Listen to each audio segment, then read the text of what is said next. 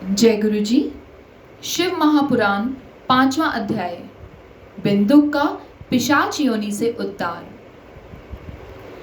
सूत जी बोले, शौनक, एक दिन चंचला आनंद में मग्न उमा देवी के पास गई और दोनों हाथ जोड़कर उनकी स्तुति करने लगी।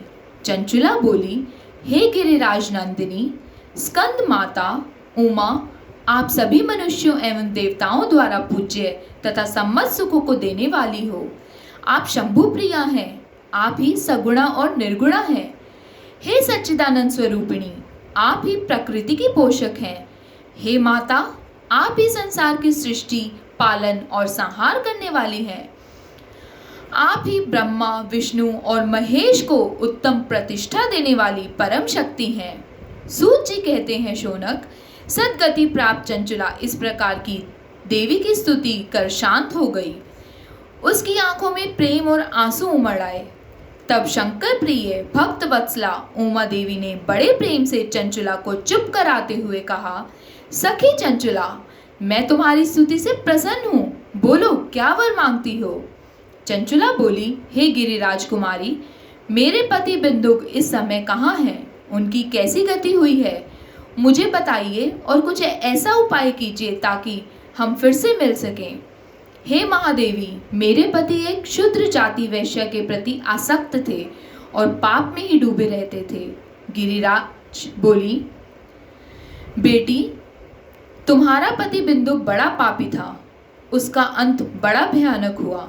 वैश्य का उपभोग करने के कारण वह मूर्ख नरक में अनेक वर्षों तक अनेक प्रकार के दुख भोगकर अब शेष पाप को भोगने के लिए विंध्य पर्वत पर पिशाच की योनि में रह रहा है। वह दुष्ट वही वायु पीकर रहता है और सब प्रकार से कष्ट सहता है। सूत जी कहते हैं, शौनक, गौरी देवी की यह बात सुनकर चंचला अत्यंत दुखी हो गई। फिर मन को किसी तरह से स्थिर करती हुई दुखी हृदय से माँ गौरी से उसने एक बार फिर पूछा, हे महादेवी, मुझ पर कृपा कीजिए और मेरे पापी पति का उद्धार कीजिए। कृपा करके मुझे वह उपाय बताइए जिससे मेरे पति को उत्तम गति प्राप्त हो सके। गौरी देवी ने कहा, यदि तुम्हारा पति बिंदुक शिव पुराण की पुण्यमयी उत्तम कथा सुने तो वह इस दुर्गति को पार करके उत्तम गति का भागी हो सकता है। अमृत के समान मधुर गौरी देवी का यह वचन सुनकर चंचला ने दोनों हाथ जोड़कर मस्तक झुकाकर उन्हें बारंबार प्रणाम किया तथा प्रार्थना की कि मेरे पति को शिव पुराण सुनाने की व्यवस्था की जाए। ब्राह्मण पत्नी चंचला के बार बार प्रार्थना करने पर शिव प्रिया गौरी देवी ने भगवान शिव की महिमा का गान करने वाले गंधर्व राज तुम्बरों को बुलाकर कहा, तुम्बरों, तुम्हारी भगवान शिव में प्रीति है, तुम मेरे मन की सभी बातें जानकर मेरे कार्यों को सिद्ध करते हो। तुम मेरी इन सखी के साथ विंध्य पर जाओ। वहां एक महाघोर और भयंकर पिशाच रहता है। पूर्व जन्म में वह पिशाच बिंदुक नामक ब्राह्मण मेरी इस सखी चंचला का पति था। वह वैश्यगामी हो गया। उसने स्नान, संध्या आदि नित्य कर्म छोड़ दिए। क्रोध के कारण उसकी बुद्धि भ्रष्ट हो गई। दुर्जनों से उसकी मित्रता तथा सज्जनों से द्वेष बढ़ गया। वह अस्त्र शस्त्र से हिंसा करता, लोगों को सताता और उनके घरों में आग लगा देता था। चांडालों से दोस्ती करता, वह रोज वैश्या के पास जाता। पत्नी को त्याग कर दुष्ट लोगों से दोस्ती कर उन्हीं के संपर्क में रहता था। वह मृत्यु तक दुराचार में फंसा रहा। मृत्यु के बाद उसे पापियों के भोग स्थान यमपुर में लाया गया। वहां घोर नरकों को सहकर इस समय वह विंध्य पर्वत पर पिशाच बनाकर रह रहा था और पापों का फल भोग रहा है। तुम उसके सामने परम पुण्यमयी पापों का नाश करने वाली शिव पुराण की दिव्य कथा का प्रवचन करो। इस कथा को सुनने से उसका हृदय सभी पापों से मुक्त होकर शुद्ध हो जाएगा और वह प्रेत योनि से मुक्त हो जाएगा। दुर्गति से मुक्त होने पर उस बिंदुक नामक पिशाच को विमान पर बिठाकर तुम भगवान शिव के पास ले आना। सूत जी कहते हैं, शौनक, माँ उमा का आदेश पाकर गंधर्व राज तुम्बरों प्रसन्नता पूर्वक अपने भाग्य की सराहना करते हुए चंचुला को साथ लेकर विमान से पिशाच के निवास स्थान विंध्य पर्वत गया।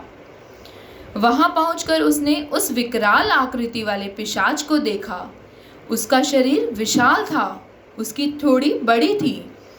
वह कभी हंसता, कभी रोता और कभी उछलता था। महाबली तुम्बरों ने बिंदुक नामक पिशाच को पाशों से बांध लिया। उसके पश्चात तुम्बरों ने शिव पुराण की कथा बांचने के लिए स्थान तलाश कर मंडप की रचना की। शीघ्र ही इस बात का पता लोगों को चल गया कि पिशाच के उद्धार हेतु देवी पार्वती की आज्ञा से तुम्बरो शिव पुराण की अमृत कथा सुनाने विंध्य पर्वत पर आया है। उस कथा को सुनने के लोभ से बहुत से देवऋषि वहां पहुंच गए। सभी को आदरपूर्वक स्थान दिया गया। पिशाच बिंदुक को पाशों से बांधकर आसन पर बिठाया गया और तब तुम्बरों ने परम उत्तम शिव पुराण की अमृत कथा का गान शुरू किया।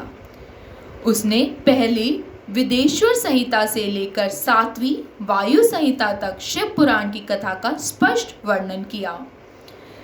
सातों संहिताओं सहित शिव पुराण को सुनकर सभी श्रोता कृतार्थ हो गए।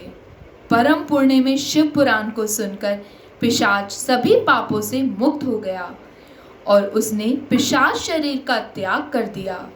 शीघ्र ही उसका रूप दिव्य हो गया। उसका शरीर गौर वर्ण का हो गया।